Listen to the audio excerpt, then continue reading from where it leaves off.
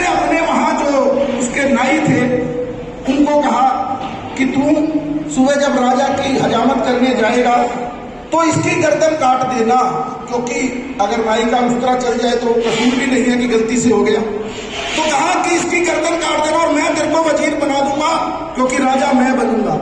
तो उस नाई के मन में भी लालच आ गया और जैसे ही वो शेर बनाने लगा तो अब तो उस तरह दूसरे पहले वो घिसते थे महाराज जी, वो घिसरा तो राजा अपना उस कुर्सी पे बैठ के बोल रहा, घिसत घिसत घिसत है ऊपर लगावत पानी, किस कारण से घिसत है यही बात में जानी। यानी ये सुनते ही वो जो नाई था राजा की, राजा को सब बात पता लग गई। वो गया राजा के पास कि राजा जी मुझे माफ कर दो। बोले क्या हुआ? बोले आपको सब बात पता लग गई है, मेरे को तो वजीर ने कहा था कि उस तरह से आपकी गर्दन काटनी है। राजा को झटका लगा और राजा उसी संत के पास गया कि आपने तक वैसे ही कोई बात कही थी और उसने मेरे प्राण बचा लिए।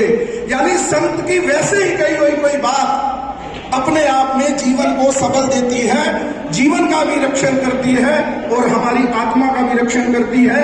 तो ऐसे संतों के चरणों में भी प्रणाम। और हमारे डॉक्टर साहब तो स्वयं एक संत हैं।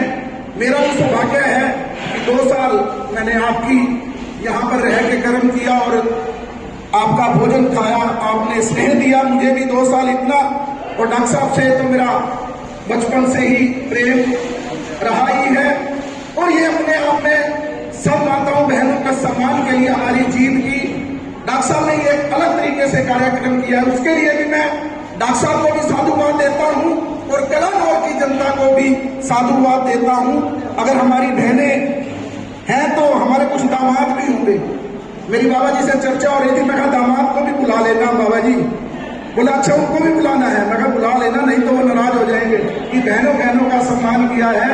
तो हमारे जितने भी जैसे सन्नी जी हैं, कई लोग बैठे हमारे दामाद हैं, बहनें तो हमारी आई गई होंगी। तो इसके बाद भोजन की भी बाबा जी ने बड़ी सुंदर व्यवस्था कर रखी है, तो उसको भी लेंगे। और ये और सौभाग्य है कि मंच भी पहले ही मुझे पकड़ा दिया टाइम में। तो मैं सभी यहाँ पर नगर पार्षद, सम्मानित अतिथि, प्रधान जी, सभी पुराने साथी, हमारे चेयरमैन साहब, सभी का दिल की गहराइयों से स्वागत करता हूँ कि आपने इस प्रकार का कार्यक्रम किया। प्रणाम चूक साहब को, देवेंद्र जी को मैं तो पूछ रहा था, अगर देवेंद्र जी ने हुए तो ये जाएगा कि अब ये है कि ये कार्यक्रम सूरत तक भी चला जाएगा। तो बहुत बहुत धन्यवाद आपका भी, सभी के चरणों में वंदन करते हुए। तो मैं किसी भी एक प्रधान जी को या कोई भी कलाकार के व्यक्ति से एक बार डॉक्टर साहब का सम्मान करेंगे। जय श्री राम जी, सबका बचा।